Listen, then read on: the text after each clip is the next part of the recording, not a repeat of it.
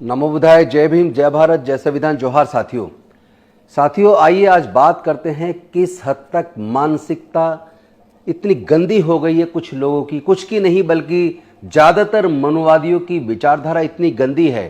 कहने को वो स्वर्ण जाति अपने आप को मेरिटधारी कहते हैं, लेकिन हकीकत उसके एकदम उलट है। हकीकत ये है कि उनके खुद के अंदर इतना जहर भर चुका है कि वो काबिल से काबिल दलित, पिछड़े, आदिवासी बच्चों को इतना प्रताड़ित करते हैं, इतने अंक कम देते हैं ताकि उनका मनोबल टूट जाए।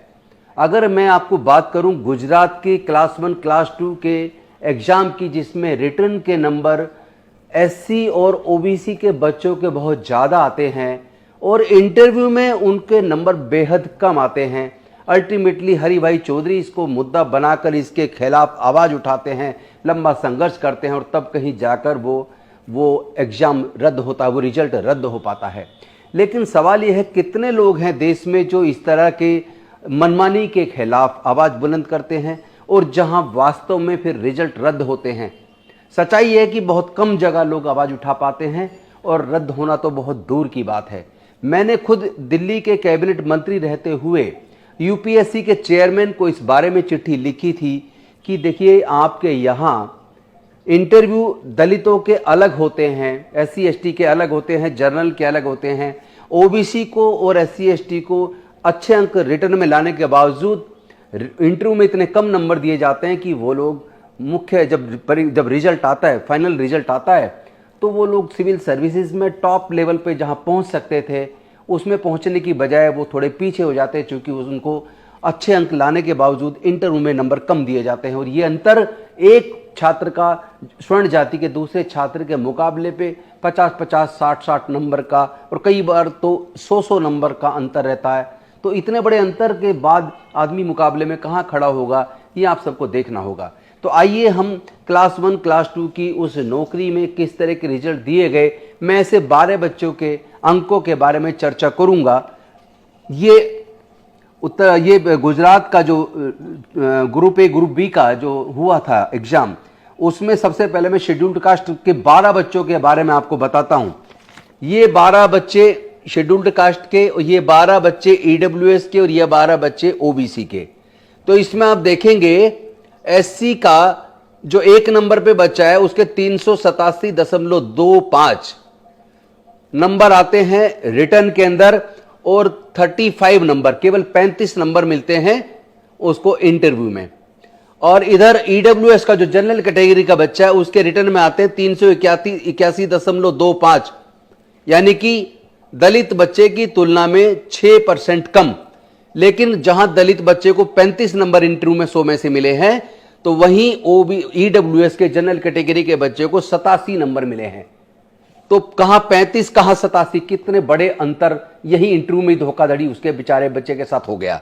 और ओबीसी का बच्चा जो रिटर्न के अंदर 412.50 अंक लाता है, उसको इंटरव्यू में नंबर मिलते हैं 26। जो दूसरे नंबर पे बच्चा दलित का है उसको 391.50 नंबर मिलते हैं रिटर्न में और 24 नंबर मिलते हैं इंटरव्यू में। लेकिन ईडब्ल्यूएस का जनरल कैटेगरी का बच्चा जिसको रिटर्न में 383.75, यानी कि इस दलित बच्चे से लगभग 8 नंबर कम, और उसको इंटरव्यू में मिलते 85 नंबर। कहां दलित बच्चे को 24 और इसको मिलते 85, जबकि ओबीसी के बच्चे को 407 नंबर मिलते हैं और इंटरव्यू में मिलते हैं 25 नंबर। कितना बड़ा अंतर है, आप खुद देख लीजिए कितना बड़ा धोखा ये मनुवादी लोग, स्वर्ण जाति के लोग जो इंटरव्यू बोर्ड के अंदर बैठते हैं, वो एससी एसटी ओबीसी के बच्चों के साथ करते हैं। इसी तरह के तमाम नंबर जब आप देखेंगे तो एससी बच्चे को मैक्सिमम नंबर, एक बच्चे को 52 मिले हैं, उसके बाद दूसरे नंबर पे 40 नंबर और वो भी एक बच्चे को मिले हैं, बाकी 32, 30, 35, 24 इस तरह के नंबर मिले हैं। और इधर ईडब्ल्यूएस में जो ईडब्ल्यूएस जनरल कैटेगरी का बच्चा है उसको मैक्सिमम नंबर 90 मिले हैं और मिनिमम नंबर 70 मिले हैं।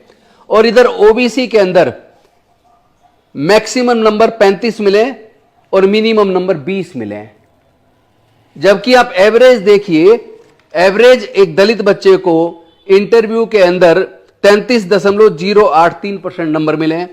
ईडब्ल्यूएस जनरल कैटेगरी के बच्चे को 63.083% एवरेज नंबर मिले हैं और ओबीसी के बच्चे को 24.583% नंबर मिले हैं इंटरव्यू के अंदर। इतना बड़ा धोखा एससी ओबीसी बच्चों के साथ इस स्वर्ण जाति के जातिवादी मानसिकता वाले इंटरव्यू में बैठने वाले वो लोग जो अक्सर मेरिट की बात करते हैं, तो ये जो भारत सरकार की सार्वजनिक उपक्रम की कंपनियां बिकी है ना, जिनको घाटे में दिखाकर बेचा गया, वो इस तरह के जो मेरिटधारी लोग जनरल कैटेगरी के हैं, वो लोग उनकी वजह से, उनकी मेरिट की वजह से, उनकी नाकाबिलियत की वजह से, उनकी जातिवादी मानसिकता की वजह से ये तमाम बड़ी बड़ी कंपनियां घाटे में गई हैं और कहते हैं कि रिजर्वेशन की वजह से नुकसान हो रहा है। नुकसान रिजर्वेशन की वजह से नहीं हो रहा है, स्वर्ण जाति के लोगों की गंदी मानसिकता की, उन लोगों की वजह से हो रहा है जो लोग इंटरव्यू बोर्ड में बैठते हैं और दलितों के साथ, पिछड़ों के साथ, आदिवासियों के साथ पक्षपात करते हैं। तो साथियों, ये वीडियो मैंने इसलिए बनाया ताकि मैं बता सकूं ये तो एक रिजल्ट है, ऐसे हजारों रिजल्ट आज तक आजादी के 75 साल में आए होंगे और उनमें करोड़ों लोगों को नौकरियां मिली होंगी। कभी कभी कोई इक्का दुक्का बच्चा इतनी हिम्मत करता है या व्यक्ति इतनी हिम्मत करता है कि इस तरह की मनमानी के खिलाफ, जातिवादी मानसिकता के खिलाफ, इस धोखे के खिलाफ, इस शोषण के खिलाफ आवाज बुलंद करे। तो यहां तो इस सरकार ने इसको रद्द किया जब यह मुद्दा बन गया, लेकिन पूरे देश में न जाने करोड़ों लोगों की अब तक 75 साल में नौकरी लगी होंगी जो इसी तरह जातिवादी मानसिकता के तहत ज्यादा नंबर लेकर बड़ी बड़ी कुर्सियों पर पहुंचे होंगे। और एससी एसटी ओबीसी के बच्चों के साथ कितना बड़ा पक्षपात इस देश में होता है।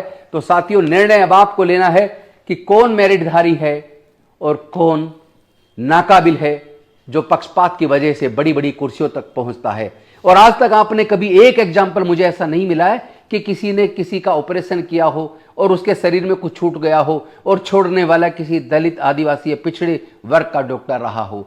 क्योंकि ये सब बातें हैं, बातों का क्या, बात तो कोई भी बना सकता है, लेकिन सच्चाई आपके सामने है। अब आप खुद निर्णय कीजिए कौन मेरिटधारी है और कौन इस देश के साथ गद्दारी कर रहा है, धोखा कर रहा है। बहुत बहुत धन्यवाद। नमो बुद्धाय। जय भीम, जय भारत, जय संविधान, जोहार।